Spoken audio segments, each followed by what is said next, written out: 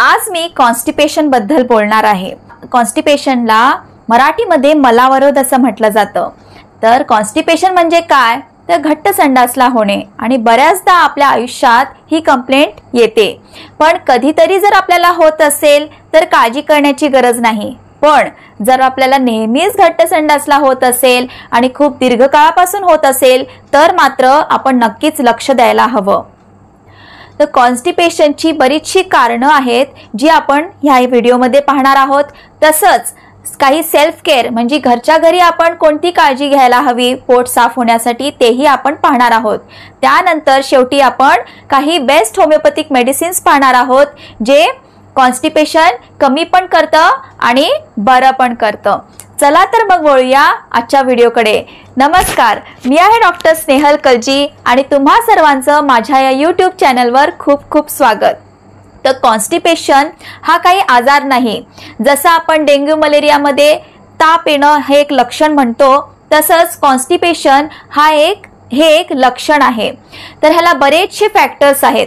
तर अशी कोणती कारणं आहेत जेणे कॉन्स्टिपेशन होतं तर सगळ्यात महत्त्वाचं ते म्हणजे लो फायबर डाएट। म्हणजे काय तर समजा आपण खूप कमी प्रमाणात फायबर घेत असो आपल्या जेवणामध्ये तर फायबर म्हणजे चोथा आणि जर आपल्या चोथ्याचं प्रमाण आपल्या जेवणात खूप कमी असेल तर मल जो असतो तो व्यवस्थित तयार होत नाही आणि त्यातलं पाणी सगळं आटतं आणि आपल्याला घट संडासला होतं। तसंच आपल्या शरीरातले जे रेक्टल मसल्स असतात जे मलाला पुढे ढकलतात ते सुद्धा व्यवस्थित काम करू लागत नाही। म्हणून आपण आपल्या जेवणात हाय फायबर फूड घ्यायला हवं ज्यामध्ये आपण म्हणतो ज्यामध्ये येतं खूप पालेभाज्या किंवा फळं किंवा अगदी गाजर टोमॅटो जे आपण म्हणतो ना कोशिंबीर हे आपल्या नेहमीच जेवणामध्ये असायला हवं। तसंच आपण बऱ्याचदा पाहतो की काही लोकांना खूप कमी पाणी प्यायची सवय असते। म्हणजे डिहायड्रेशन हे एक मुख्य कारण आहे कॉन्स्टिपेशन होण्यासाठी। बऱ्याचदा आपली जी मुलं असतात जेव्हा कॉलेजमध्ये जातात तेव्हा त्यांची पाण्याची मात्रा खूप कमी असते प्यायची।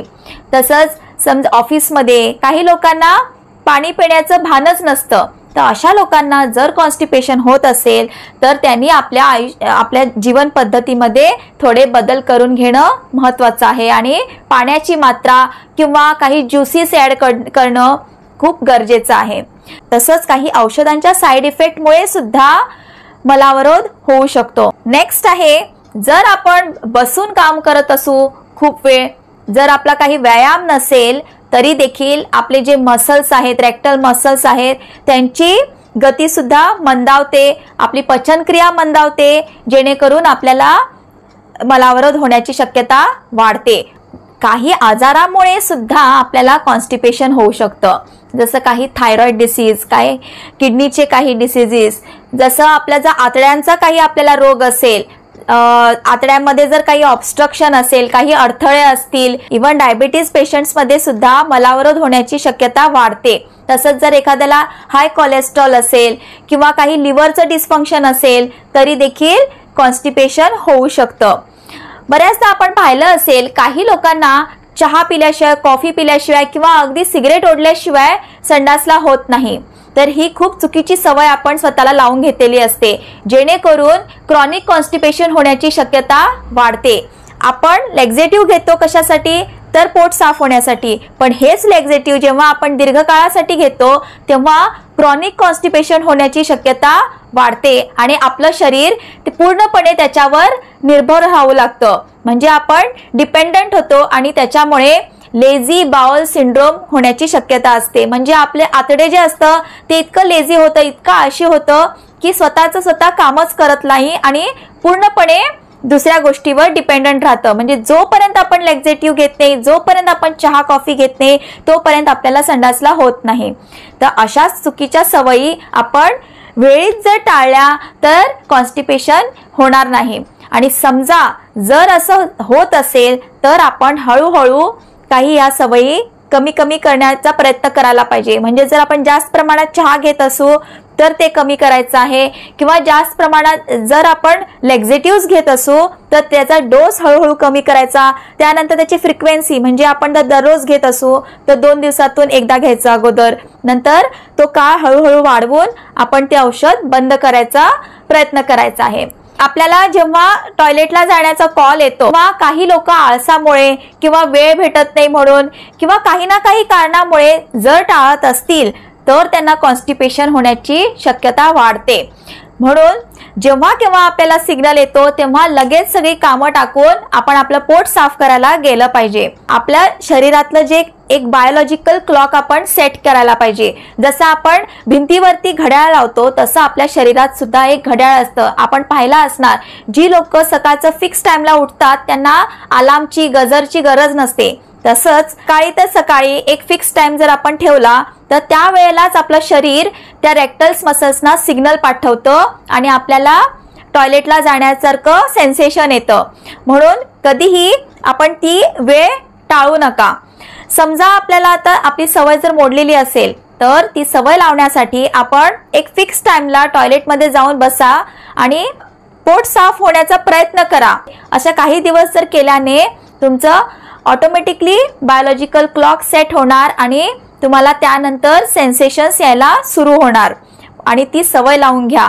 तसंच पोट साफ होण्यासाठी मदत करण्यासाठी आपण काही गोष्टी करू शकतो. ते म्हणजे आपण सकाळी उठल्यानंतर जर भरपूर पाणी पिलो तर आपलं पोट साफ होऊ शकतं. त्या पाण्यात जर आपण लिंबू पिळून घेतला तरी सुद्धा पोट साफ होण्यासाठी मदत होते. अजून एक कारण म्हणजे प्रेग्नन्सीमध्ये आपण पाहिलं असणार की बऱ्याच बायकांना कॉन्स्टिपेशन होतं. सो ते नॉर्मल आहे, त्याची काळजी डॉक्टर्स घेतील. तर जर एज रिलेटेड आपण पाहायला गेलो तर अगदी लहान मुलांमध्ये आणि म्हाताऱ्या लोकांमध्ये मलावरोध होण्याचे चान्सेस जास्त असतात. तर लहान मुलांमध्ये का?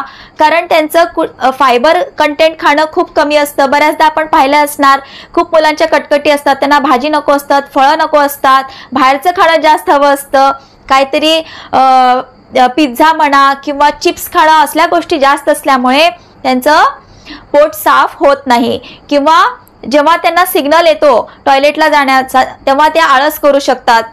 तसंच मोठ्यामध्ये म्हणजे म्हातारपणात होण्याचे चान्सेस का जास्त असतात? कारण जसं जसं वय वाढतं तसं तसं आपली पचनक्रिया मंदावते, तसं तसं आपले जे रेक्टल्स मसल्स असतात किंवा आतड्याची पूर्ण मुवमेंट हे सगळं काही मंदावतं आणि त्याच्यामुळे मलावरोध किंवा कॉन्स्टिपेशन होण्याचे चान्सेस जास्त वाढतात. जर आपलं खूप बसून काम असेल, आपण जर काही एक्सरसाइज करत नसू, काही आपली जास्त हालचाल होत नसेल तरी सुद्धा आपली पचनक्रिया मंदावते, जेणेकरून आपले रेक्टल मसल्सची मुवमेंट मंदावते आणि त्यामुळे आपल्याला पोट साफ होण्याचे कंप्लेंट्स सुरू होतात. म्हणून आपलं व्यायाम रोजच्या रोज करणं खूप महत्त्वाचं आहे. जर आपलं बसून काम असेल तर अधूनमधून उठून आपण हालचाल करणं खूप गरजेचं आहे. खूप बारीक गोष्टी असतात पण काही मोठ्या गोष्टींसाठी कारणीभूत ठरू शकतात. मानसिक ताणतणावामुळे किंवा डिप्रेशनमुळे आपल्याला पोटाच्या तक्रारी सुरू होऊ शकतात. त्यामुळे जोपर्यंत आपण ह्या गोष्टीचं निदान करत नाही आणि ट्रीटमेंट घेत नाही तोपर्यंत आपल्या पोटाच्या तक्रारी कमी होणार नाही. तर आता वळूया अशा काही बेस्ट होमिओपॅथिक मेडिसिन्सकडे जे कॉन्स्टिपेशनवर खूप चांगल्या तऱ्हेने काम करतं. पहिलं औषध आहे नक्सवोमिका. कॉन्स्टिपेशनमध्ये नेहमी उपयोगी पडणारं असं हे औषध आहे.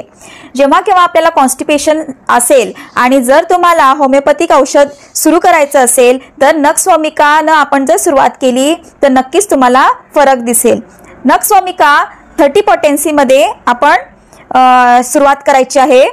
त्याने आपला मलावरोध कमी होतो आणि त्यानंतर आपण पोटेन्सी थोडी वाढवायची आहे. म्हणजे नक्सवोमिका 200 घ्यायचं आहे जेणेकरून कॉन्स्टिपेशन पूर्ण बरा होईल.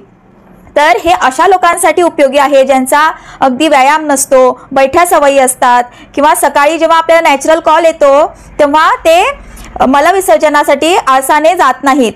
तर अशा कारणाने जर मलावरोध होत असेल तर हे औषध खूप उपयोगी पडते. तसंच त्यांना शौचास जाण्याची वारंवार इच्छा होते, शौचास होईल असे वाटते परंतु गेल्यानंतर होत नाही आणि जर झालंच तर थोडे थोडे आणि अनसॅटिस्फॅक्टरी म्हणजे असमाधानकारक होते. तर मलविसर्जन होण्यासाठी आतड्यांची हालचाल होत नाही आणि कॉन्स्टिपेशन होतं.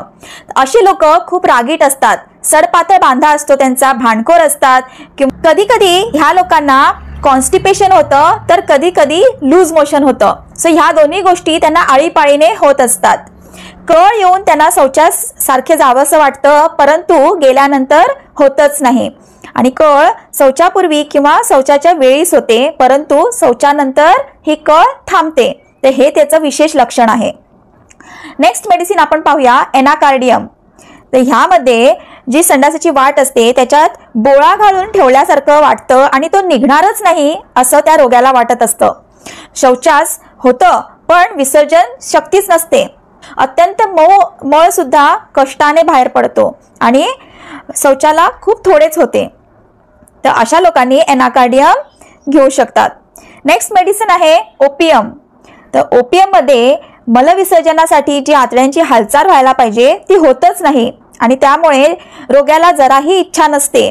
म्हणजे त्यांना तो नॅचरल कॉल येतच नाही, टॉयलेटला जाण्याचं सेन्सेशनच येत नाही आणि पोट फुगते, पण मळ मात्र अगदी थोडा आणि कठीण असा व कोरडा असतो. कधी कधी तर मळ कृत्रिम उपायाने बाहेर काढावा लागतो. म्हणजे कधी कधी एनिमा घ्यावा लागतो, कधी कधी सर्जिकल इंटरव्हेन्शन सुद्धा करावं लागतं. पुढे आपण पाहूया ॲल्युमिना.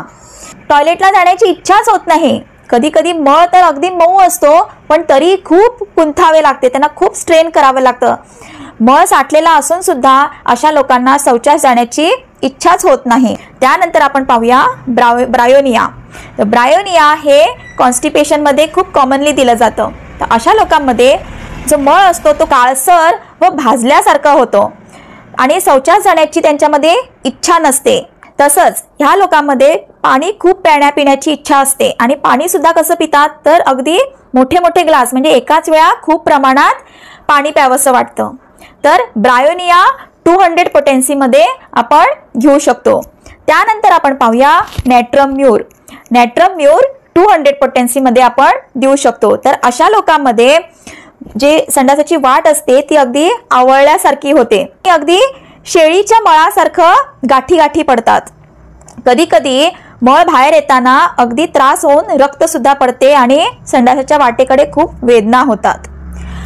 नेक्स्ट मेडिसिन आहे लायकोपोडियम. लायकोपोडियम अशा लोकांमध्ये दिलं जातं ज्यांना खूप गॅसेस होतात, पोट अगदी तटतटून येतं आणि स्पेशली ज्यांना लिव्हर डिस्फंक्शन असतं, लिव्हरमध्ये काही प्रॉब्लेम असून जर त्यांना कॉन्स्टिपेशन होत असेल तर लायकोपोडियम खूप उपयोगी होतं. शौचास प्रथम कठीण होतं, म्हणजे खूप हार्ड होतं आणि नंतर पातळ होतं. लहान मुलं किंवा अगदी गरोदर स्त्रियांच्या कॉन्स्टिपेशनमध्ये लायकोपोडियम घेता येतं आणि शौचास जाण्याची अगदी निष्फळ इच्छा होते. म्हणजे जसं आपण नखस्वामिकामध्ये पाहिलं की त्यांना जावंसं तर वाटतं पण शौचास होत नाही. तर ही काही अत्यंत महत्त्वाची अशी होमिओपॅथिक औषधं आपण पाहिली. आता औषधं आपण कशी घ्यायची आहेत? तर नखस्वामिका 30 पोटेन्सीच्या 3 गोळ्या दिवसातून 3 वेळा घ्यायच्या आहेत आणि ह्या गोळ्या उपाशी पोटी घेणं खूप महत्त्वाचं आहे. तर असं आपण फक्त 2 दिवस नखस्वामिका 30 घ्यायचं आहे. म्हणजे समजा आपण एखादा रविवारी सुरू केलं तर रविवार आणि सोमवार असे 2 दिवस हे औषध घ्यायचं आहे. त्यानंतर नेक्स्ट डोस आपण अगदी पुढच्या आठवड्यात, पण त्यावेळेला आपण नखस्वामिका 200 घेऊ शकतो. सेम तऱ्हेने म्हणजे 3 गोळ्या 3 वेळा आणि 2 दिवसासाठी. तर असं जर केलं तर तुमचा मलावरोध सुरुवातीला कमी होईल आणि नखस्वामिका 200 जर आपण असं घेतलं तर कॉन्स्टिपेशन नक्की बरा होईल. तसंच इतर मेडिसिन सुद्धा आपण त्याचप्रमाणे घेऊ शकतो. जर तुम्हाला माझा व्हिडिओ आवडला असेल तर कमेंटमध्ये नक्की कळवा आणि लाईक अँड शेअर करा. धन्यवाद.